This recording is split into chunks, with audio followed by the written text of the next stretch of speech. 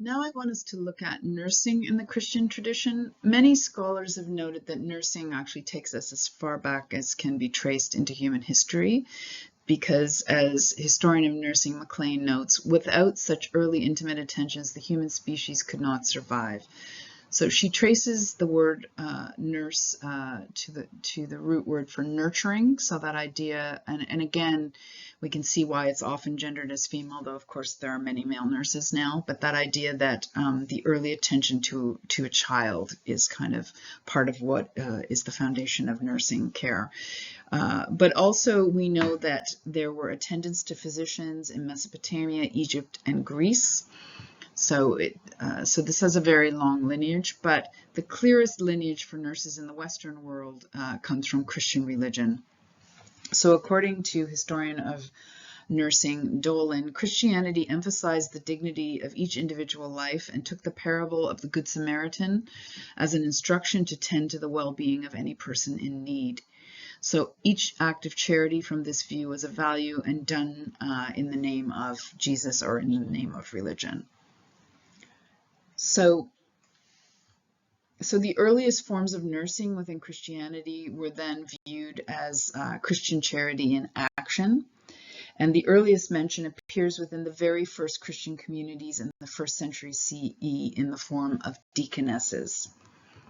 The woman first mentioned as a deacon or deaconess is Phoebe or Saint Phoebe, and so she was a 1st century Christian woman mentioned in the Epistle to the Romans by the Apostle Paul, so in Romans 16, 1-2, and she held a prominent position in the primitive church and was trusted by St. Paul, who's considered to be the architect of the Christian church. And he entrusted his letters to her. So she was treated with great respect and regard in the early Christian church. And so she's been kind of rediscovered in the contemporary period and is taken as a model for women, not just as nurses, but as acting as ministers or priests within the church. So for those women ordained as deaconesses in the early Christian church, they were their role was to distribute alms to the poor and to attend to the sick. And so really their templates not just of nurses but also of social workers. They kind of combine those two functions, or of community nursing. They're often seen as antecedents of that position as well. And so their work is based on what are called the corporeal works of mercy.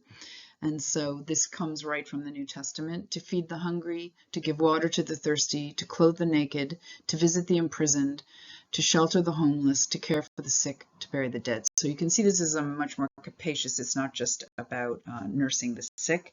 It's a much larger roster of duties that these deaconesses were fulfilling.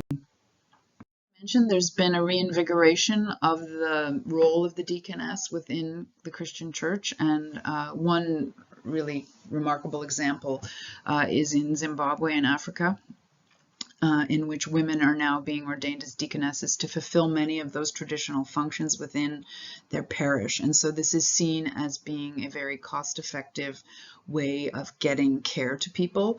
And it's interesting to see that in the original understanding of the deaconess, she was giving spiritual counsel and attending to people's wounds and bringing them food and so forth. And so this contemporary iteration is being reinvigorated in places like Africa.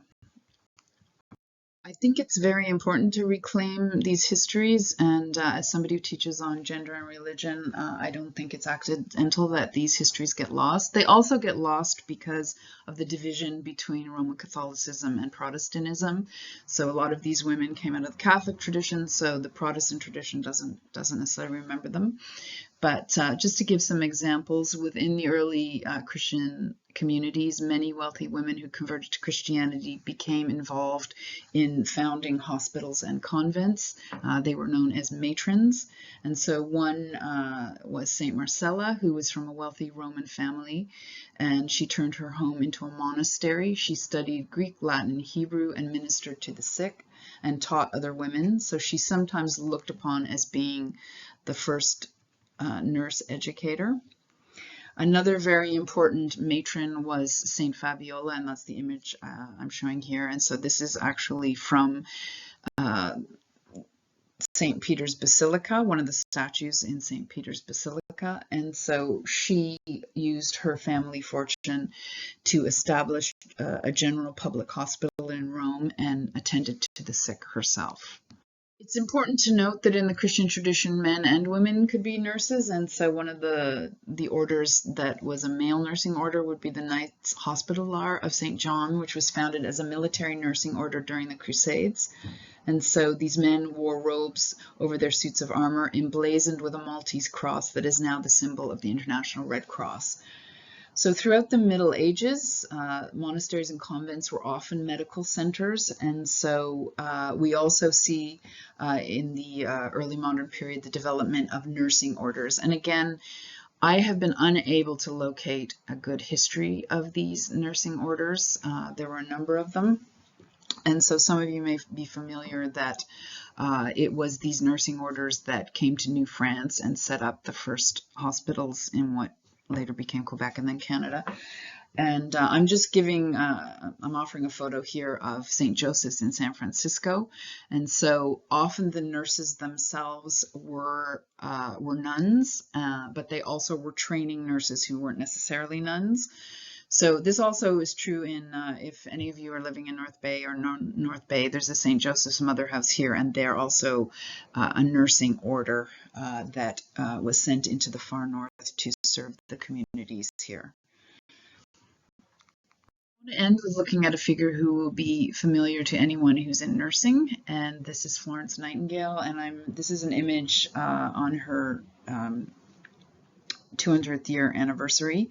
And her image was projected onto the Houses of Parliament in England, which shows you the esteem that she's held in England.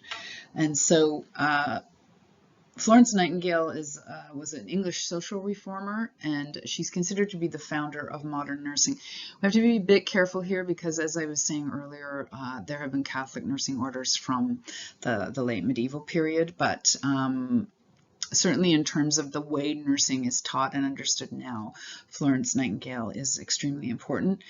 She herself trained with Protestant deaconesses in Germany from 1850 to 1851, and this is another often overlooked aspect, that a number of people that are connected to secular forms of nursing actually trained within Christian settings. Another example is Dame Cicely Saunders, who founded the modern hospice movement. She trained as a nurse and then later as a doctor, but she trained both with Catholic nurses and with Protestant nursing orders. So Nightingale came to prominence during the Crimean War, and where she managed teams of nurses in very difficult circumstances, and she became known internationally as the Lady with the Lamp, making the rounds to wounded soldiers in the night. So she was honored by Queen Victoria, who gave her a large sum of money, which she then invested into funding the establishment of St. Thomas's Hospital and the Nightingale Training School for Nurses, which is also where Dame Cicely Saunders trained. So there's a kind of an interesting, I'll link it, but the American Association of Critical Care Nurses do this kind of mock interview with Florence Nightingale. And so they ask her,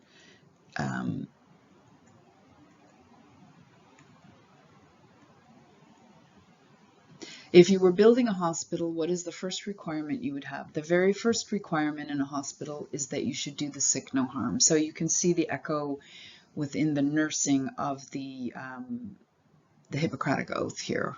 And so the next question is, do you have a motto you live by? Rather 10 times die in the surf, heralding the way to a new world, than stand idly on the shore.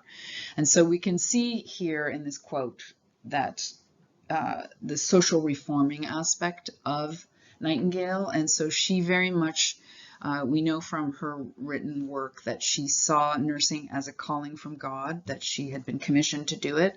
And so it was part of ushering in this new world. And so you can see that very Protestant, that very activity oriented, that you don't stand idly by. So we know that her wealthy family was very much against her working. That was not something that was done by women within wealthy families. So she very much went against the sort of common ideas of the time in order to be a public figure.